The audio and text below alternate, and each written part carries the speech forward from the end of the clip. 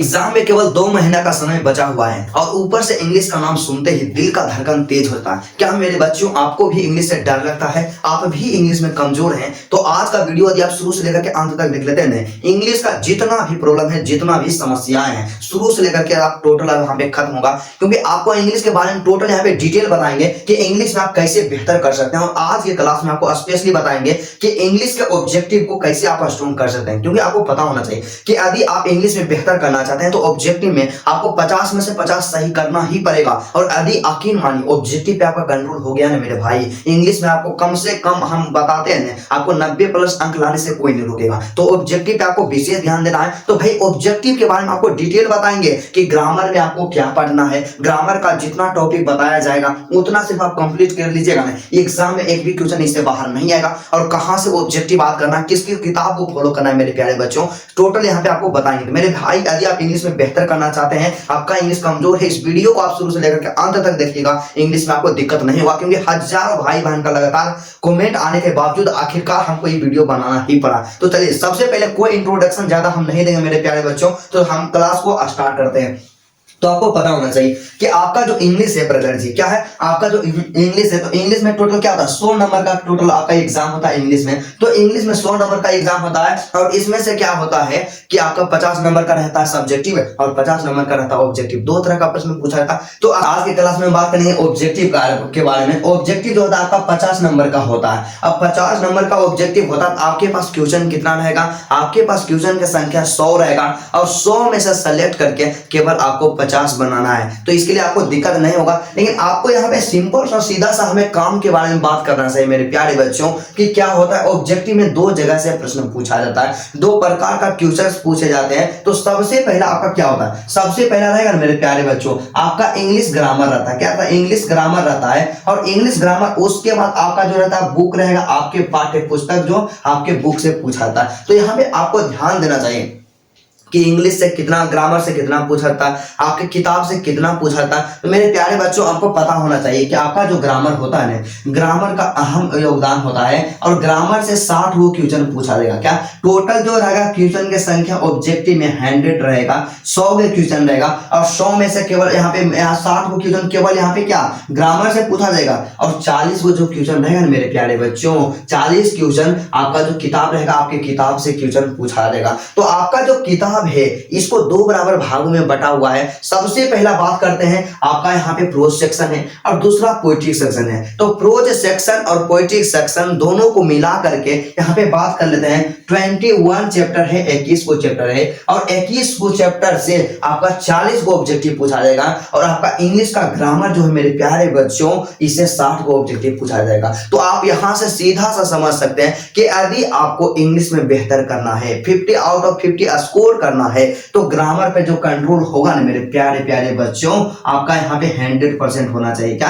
Grammar पे control 100% होना चाहिए। ग्रामर को यदि आप स्किप करते हैं तो समझिए आपको एग्जाम में भारी नुकसान का सामना करना पड़ेगा मेरे प्यारे बच्चों। तो केवल यहाँ पे बात करें कि भाई अब बात आता है कि ग्रामर में हमें क्या क्या पढ़ना चाहिए, क्योंकि एग्जाम में समय तो बाबू बिल्कुल कम बचा हुआ है। तो हमें समझ में नहीं आ रहा है ग्रामर में क्या पढ़ना चाहिए। मैक्सिमम स्टूडेंट ऐसे कमेंट कर रहे थे। तो आपको मेरे प्यारे बच्चों पता होना चाहिए कि जब आपके भाई आपके साथ है ना जी, आपको एग्जाम में कभी दिक्कत हम होने नहीं देंगे। क्योंकि आपके कदम से कदम मिलाकर चलने की वादा आपसे हम किए थे, तो हमेशा आपका साथ देंगे मेरे प्यारे बच्चों। तो सबसे पहला यहाँ पे आप सबके लिए लेकर के आए हैं कि इंपोर्टेंट पॉइंट्स, क्या इंपोर्टेंट टॉपिक्स लेकर के आए हैं, इंग्लिश ग्रामर का इंपोर्टेंट टॉपिक्स। और इसको केवल यहाँ पे आपको 7 गो टॉपिक बताएंगे, ओनली 7 टॉपिक्स। और इसको सिर्फ आप पढ़ लेते हैं, एक ग्रामर का आपका एक भी क्वेश्चन नहीं छूटेगा और आप बेहतर जरूर कीजिएगा। तो सबसे पहला और सबसे ज्यादा मोस्ट इंपोर्टेंट मेरे प्यारे प्यारे बच्चों आपका टेंस है। क्या टेंस है, और जिसे कि टाइम एंड टेंस के नाम से जानते हैं मेरे डियर स्टूडेंट, तो टाइम एंड टेंस को जरूर पढ़ लीजिएगा। जिस ऑर्डर में हम यहाँ पे बता रहे हैं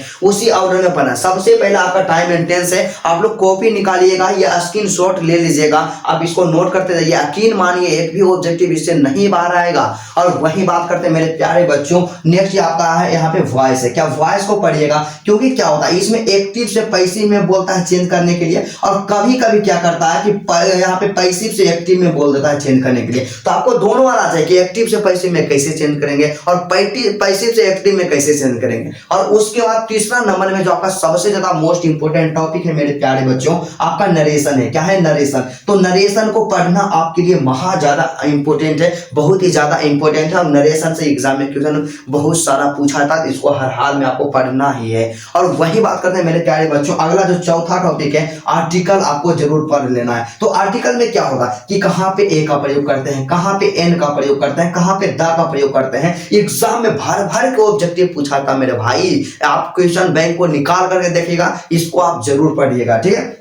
उसका प्रीपोजिशन पढ़ लीजिएगा, मॉडल वर्ब हो गया, और सबसे अंतिम यहाँ पे साइनोनिम और एंटोनिम है। जितना टॉपिक आपको बताएं इतना टॉपिक को आप लिख लीजिए, इसको पढ़ लीजिएगा। भाई आप पढ़ना कहाँ से है, आप लोग यूट्यूब पे जाइएगा, यूट्यूब पे सर्च कीजिएगा टॉपिक का नाम। जैसे कि पहला टॉपिक आपका है टाइम एंड टेंस है, तो टाइम एंड टेंस क्लास 12 यहाँ पे सर्च कीजिएगा। जिस भी टीचर से आपको पढ़ने में अच्छा लगता है मेरे प्यारे बच्चों, उनसे पढ़ करके अपना नोट्स बना लेना जल्दी में थोड़ा सा। और प्रैक्टिस के लिए आपको क्या करना है कि आपके पास जो क्वेश्चन बैंक रहेगा, ब्रिलियंट का रहेगा, तो क्वेश्चन बैंक में निकालना है क्या, आपका जो टॉपिक है हमें टाइम एंड टेंस निकालना है। तो टाइम एंड टेंस में जितना क्वेश्चन पूछा गया सिर्फ उसका प्रैक्टिस कर लेना है, और इसी तरह से सभी टॉपिक को पढ़ना है, उसका नोट्स जल्दी से बनाना है, और यहां से प्रैक्टिस क्वेश्चन बैंक से कर लेना है। बस इतना ही काम करना है आपको ग्रामर के लिए, राइट। और यदि आप मेरे बातों से सहमत हैं, आपको वीडियो अच्छा लग रहा है मेरे प्यारे बच्चों, और वीडियो को अभी लाइक नहीं किया ना जी, तो वीडियो को आप लोग जल्दी से लाइक कीजिए। और हम आपको टारगेट दे रहे हैं कि इस वीडियो पे कम से कम आपको 100 लाइक पुराना है। क्या आपको टारगेट देना है कि इस वीडियो पे आप लोग 100 लाइक पुरा दीजिएगा, और 100 लाइक आप पुरा देते हैं मेरे प्यारे बच्चों, आप सब के लिए बहुत बड़ा गिफ्ट लाने वाले हैं। तो आप लोग 100 लाइक इसको कंप्लीट आज के वीडियो में आप लोग कर दीजिएगा, और कमेंट करके बताइएगा कि आज का क्लास आपको कैसा लगा। थोड़ा सा आप जरूर कमेंट कीजिएगा, ठीक है। तो यही बात करते हैं। तो ग्रामर वाला तो हमारा काम हो गया, लेकिन बुक के लिए आपको क्या करना है, किताब का ऑब्जेक्टिव होता है, इसके लिए प्रिपरेशन कैसे करना आपको जानते हैं। हम ज्यादा नहीं बोलेंगे, आप इधर उधर से प्रिपरेशन कीजिए। क्योंकि क्या होता है, आपका जो इंग्लिश है ना ब्रदर जी, आपका जो इंग्लिश है केवल 2 महीने का समय बचा हुआ एग्जाम में, पेपर में जाइएगा गर्दा उड़ा दीजिएगा, जो तरीका हम आपको बताएंगे। आपको काम क्या करना है, सबसे पहले आपको ऑब्जेक्टिव वाला बुक लेना है। क्या करना है मेरे प्यारे प्यारे बच्चों, आपको ऑब्जेक्टिव वाला बुक लेना है। तो भाई ऑब्जेक्टिव का कौन सा बुक लेना है, एगो गेस पेपर टारगेट का ले लेना है। क्या लेना है, टारगेट का एगो गेस पेपर ले लेना है जी। और ये गेस पेपर में चैप्टर वाइज आपको ऑब्जेक्टिव रट जाना है। जैसा कि आपको सबसे पहले यहाँ पे बात करते हैं मेरे प्यारे बच्चों कि आपका जो है यहाँ पे प्रो सेक्शन है, प्रो सेक्शन का सबसे पहला चैप्टर क्या है, इंडियन सिविलाइजेशन एंड कल्चर है। तो इंडियन सिविलाइजेशन एंड कल्चर में जितना ऑब्जेक्टिव दिया गया सबको रट जाइए। आप नहीं कहिएगा कि भैया हम उस चैप्टर को नहीं पढ़े, तो आप नहीं पढ़े, यूट्यूब पे जाकर के उसका एक्सप्लेनेशन देख लीजिए और तुरंत ऑब्जेक्टिव याद कीजिए। और इसी तरह से एक चैप्टर प्रो सेक्शन का और एक चैप्टर पोइट्री सेक्शन का, और सभी चैप्टर को पढ़ लीजिए। 21 को ही चैप्टर है, 1 महीना में कंप्लीट हो जाएगा। और इससे ऑब्जेक्टिव टारगेट वाला किताब से रट लीजिए, यकीन मानिए इससे बाहर नहीं आएगा मेरे प्यारे बच्चों।